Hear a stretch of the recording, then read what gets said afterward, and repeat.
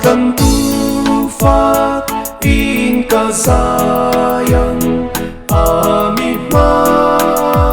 ngaya fakin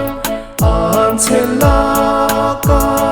min chua turin ting krosum an khai ka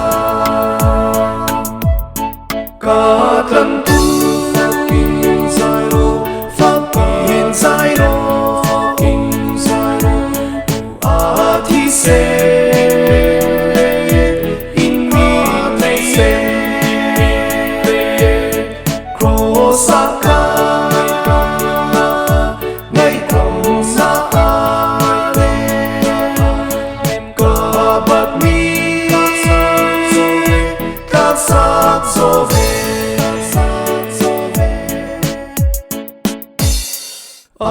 chân chính mà cả sự dễ lăng cả lâu lâu chân hiểm xia chu mang ngày to na này lâu chuan cần na khô nín pe cả Tlantu fakin zairo thi se in mi te se krosaka ngay không xa le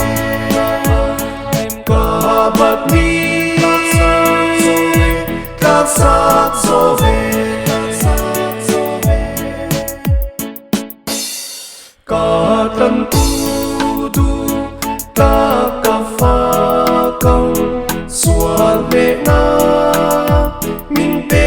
na kha sual thi na le shem mun chung na thil ti thei ka shilang ka Tlantu fakin zairo thi se in mi te se krosaka ngay không xa le ka bat mi các sắc zo về ka Tlantu fakin sayang mang ngày lúa vàng khan thì na ta nun na min khen dal pan